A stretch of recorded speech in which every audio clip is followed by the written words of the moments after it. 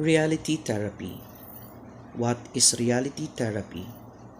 What are its basic philosophy and key concepts? What are its goals? What are the techniques used in this psychotherapy? And what are some comments in its practice and principles? Join me in discussing this in this video. What is reality therapy? Reality therapy was developed by William Glasser, a psychiatrist in the 1960s. It is based on the concept called choice theory, originally called control theory. Reality therapy attempts to help people control the world around them more effectively so that they are better able to satisfy their needs. Reality therapy approach to counseling and problem solving focuses on the here and now of the client and how to create a bit better future instead of concentrating at length on the past. It emphasizes on making decisions and taking action to control one's own life. Reality therapy is considered a cognitive behavioral approach to therapy. That is, it focuses on facilitating the client to become aware of, and if necessary, change his or her thoughts and actions. William Glasser maintained that people act on a conscious level and that they are not driven by instinct or the unconscious. Glasser believed that there is a health growth forces in every person that seeks both physical and psychological health and growth. Glasser suggests that human learning is a lifelong process.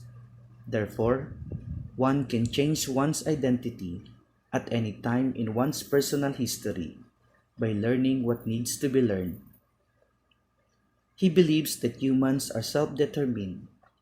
Each person has within themselves a picture or perception of themselves. Each person then behaves in a way that is determined or controlled by this image so that the self-image can be maintained. This control theory has three parts. B is the behavior. C is the control, where a comparison is made between the desired image and the image the behavior is producing. P is the perception or the development of the image. What are the basic philosophy of reality therapy? First, humans are self-determining. Second, humans change when they determine that their behavior is not getting them what they want, and they change when they believe they have choices of behaviors. Third, people choose total behavior. Hence, one is responsible for acting, thinking, feeling, and determining one's psychological states. Fourth, behavior is aimed to satisfy needs for survival, love and belonging, power, freedom, and fun. Fifth, acting and thinking are chosen behaviors. Changing acting and thinking influences feelings and physiological states. Sixth, choice theory explains how people attempt to control their world and teaches ways to satisfy needs and wants in an effective manners. What are the key concepts of reality therapy? Reality therapy focuses on the current issues affecting a person seeking treatment rather than the issues the person has experienced in the past. It encourages the person to use therapy to address any behavior that may prevent them from finding solution to those issues. This type of therapy encourages problem solving, and it is based on the idea that people experience mental distress when their basic psychological needs have not been met. So one of the fundamental concepts of reality therapy is the concept of needs. According to this theory, people have 5 basic needs. First, need for survival. It refers to elements such as shelter, food, and maintaining health. Second, need for belonging. It refers to concept of love, cooperation, and sharing. Third, need for power. It is when someone tries to be better than others. Fourth, freedom. It is about choosing how to live. And fifth, fun. It is about various forms of recreation. In people's pursuit of fulfilling these needs, they can develop success identity or failure identity. However, these identities are part of a person's reaction or perception on what had happened or what had he gone through in his own experience. Perception and reality therapy can affect one's feelings, behaviors, and self-image. Someone who has success identity views himself or perceives himself as capable, worthwhile, confident, and loved. On the other hand, when an individual has a failure identity, he views himself or perceives himself as unworthy, unloved, without hope, and without the ability to help themselves. Another key construct of reality therapy is total behavior. Dr. Glasser identified four categories or total behavior, namely doing, thinking, feeling, and physiology. These categories are all important in reality therapy. Much emphasis we're giving to doing and thinking. For reality therapists, these two categories of thinking and doing are basically parts where people exercise more control more than feeling and physiology. Dr. Glasser felt that through changing what people do or changing what people think, therapeutic change can happen in their life. Lastly, taking responsibility. Taking responsibility is being able to satisfy one's personal needs without interfering with other people who are also fulfilling their needs. What are the goals of reality therapy? First, the overall goal of reality therapy is to assist clients to better meet their needs for love, belonging, survival, power, freedom, and fun. Second, to help clients gain psychological strength, accept personal responsibility, and regain control of their lives.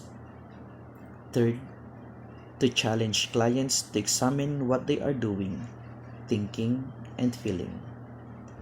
Fourth, to help clients to develop a practical plan to accomplish their personal needs and desires. Fifth, counselor helps the client to put the past behind and focus on the present and the outcome of present behaviors. Sixth, to help people become more effective in meeting their needs by teaching clients to self-evaluate their behavior and determine what they want to change. What are the techniques used in reality therapy? First, assessing total behavior. That is, assessing the person on all the categories of doing, thinking, feeling, and physiology.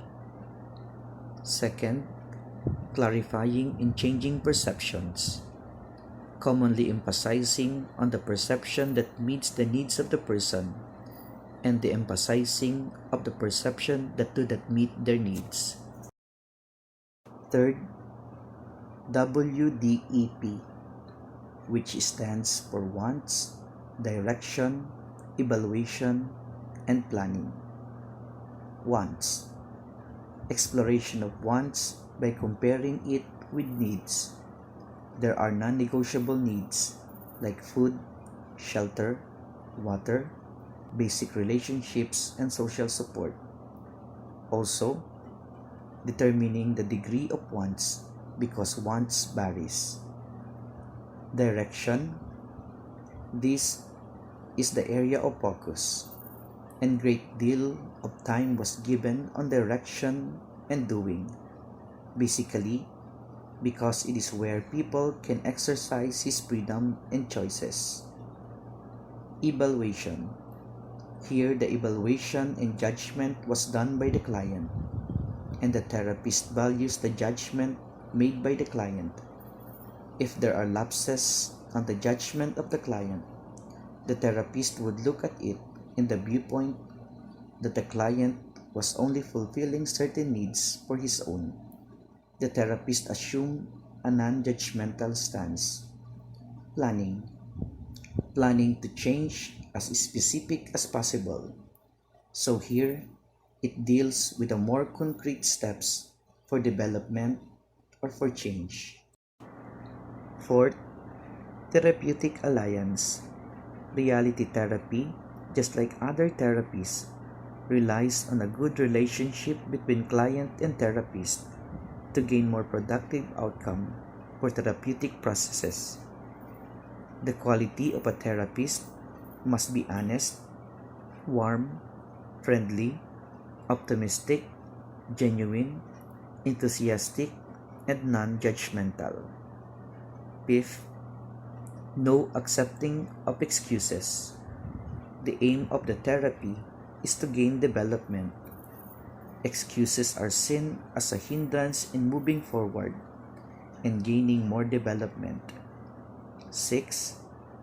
No criticism or punishment. The therapist has to recognize that the client is just trying to meet a personal need, so all decision and action are considered in the viewpoint of the client. 7. No giving up on the client.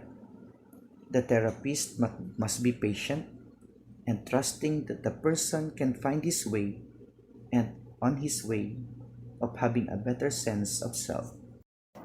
8. Humor. Humor helps build alliance.